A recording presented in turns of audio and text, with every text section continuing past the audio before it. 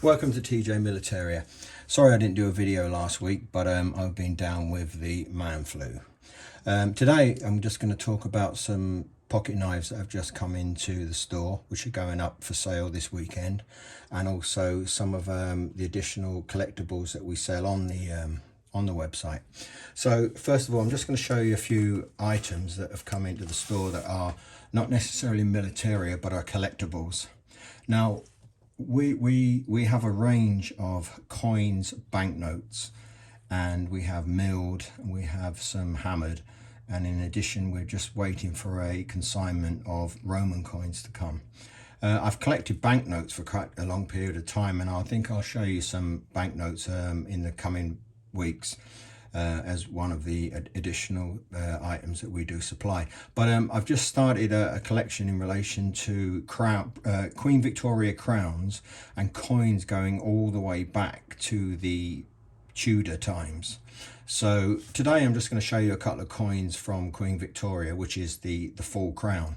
As you can see, it's a beautiful looking coin.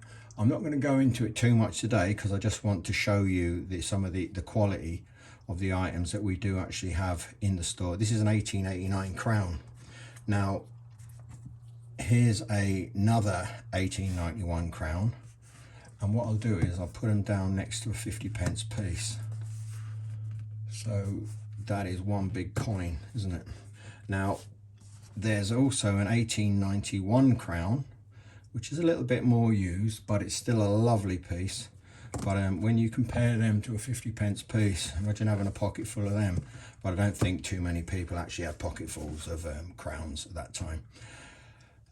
Just another quick one I'll just show you, which is a King Edward VII, which is a half shilling, half a crown.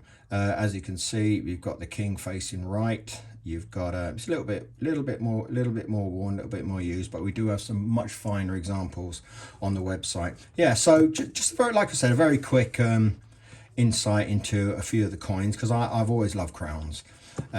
In addition, we actually have a good range of 50p pieces and £2 coins if anybody's actually interested in those. So again, I'll just pop them to the side and we'll just go into the crux of the video, what we're going to talk about today, and that is some Second World War British Army pocket knives. I've got several varieties that have come into the store. I've cleaned them up a little bit, but I don't clean them up as well as I would particularly for my an item that will be going into my personal collection, because I think that's an individual's decision to make when they purchase the knives, whether or not they really deep clean them out and you know, bring them up to sort of almost brand new. But I think there's a lot of history in these knives, and obviously some people want to keep that as what it was originally. So yeah, looking at these knives, all the knives that I've got in stock are used knives. They've been used, they've been ground down, the blades. I've got a couple that are in really good condition. I've oiled all these up, loosened them up to make sure that they're all in good working order. Now this particular knife is not very clear, but there's a crow's foot there and it's a 1940 date. So this is obviously one of the earlier versions of the jackknife. So like I said, good condition, nice little knife, not too expensive, but you can either clean it or leave it as it is.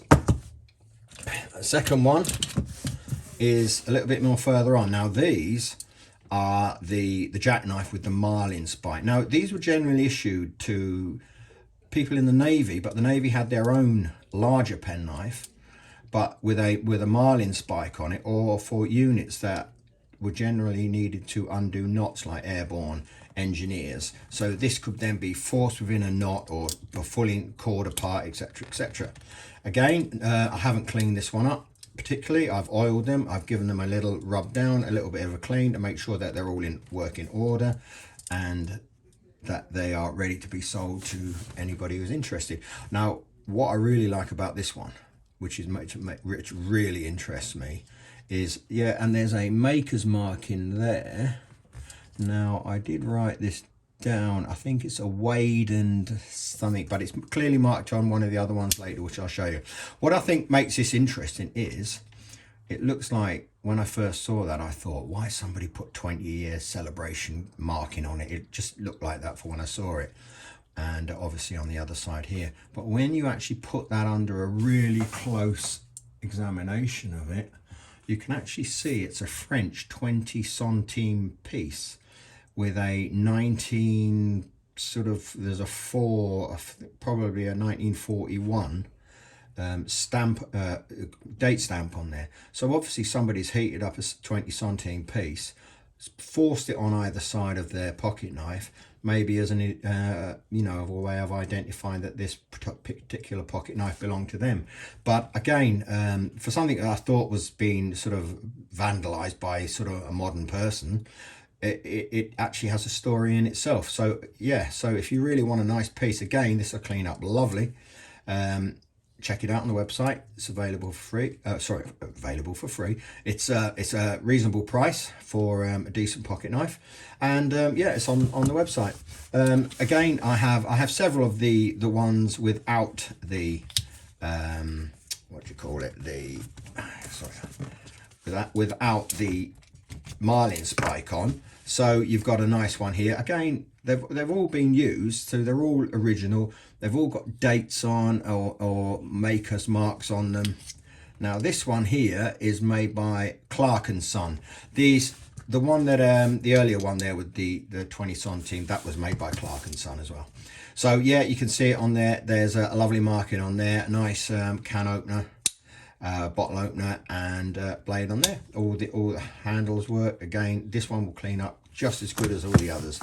Another one with the marlin spike on. Again, all working, good working order.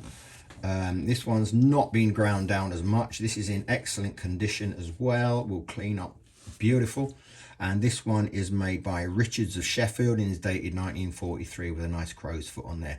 Richards of Sheffield's actually made the 1945 pattern cutlery sets for the Jungle Issue kit.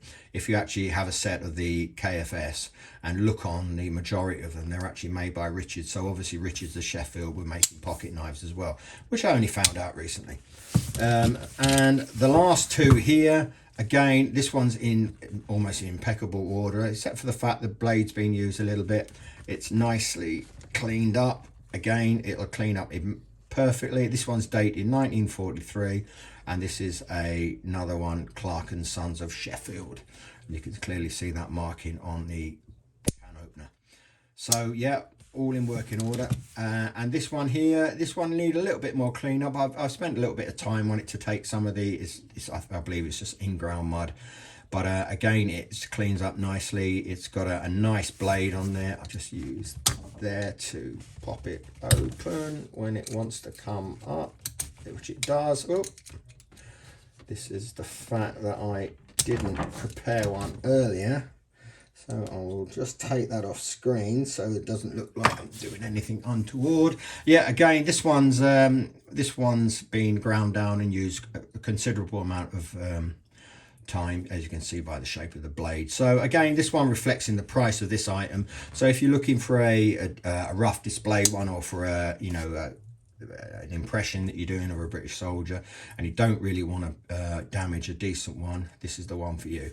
Again, just very quickly, we do have various sort of 1945 dated the jungle pattern pocket knives. I've got some with some marlin spikes coming on, and as you can see on here, this one's made by SSP and a 1945 stamp on there, or the joints.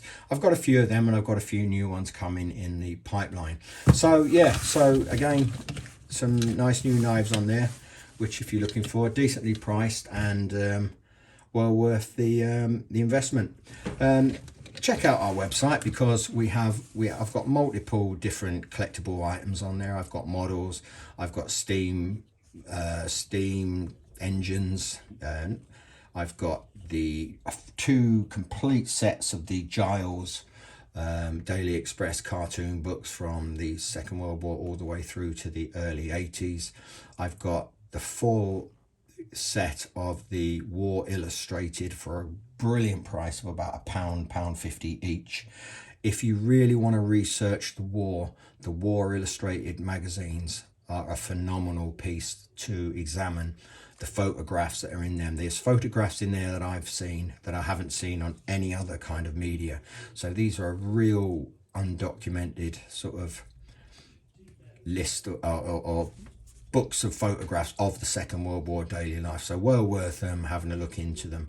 So as mentioned earlier, we've got coins, we've got banknotes, we've got tobaccania, which is the collecting of tobacco items. So I've got vintage lighters, I've got trench lighters, I've got old packs of cigarettes, Woodbines, Craven A, so complete packs dating back from 1916, and lighters. And in addition, we also have a range of cutthroat razors and the old Gillette razors, the old traditional razors, the Valet auto strop razors, boxed ones, unboxed ones, various prices, all in excellent condition and brilliant to collect for collectibles for your kit or for your own personal collections. So I'd like to thank you all for coming back to the video, and I look forward to seeing you at the next one. Right, thanks very much.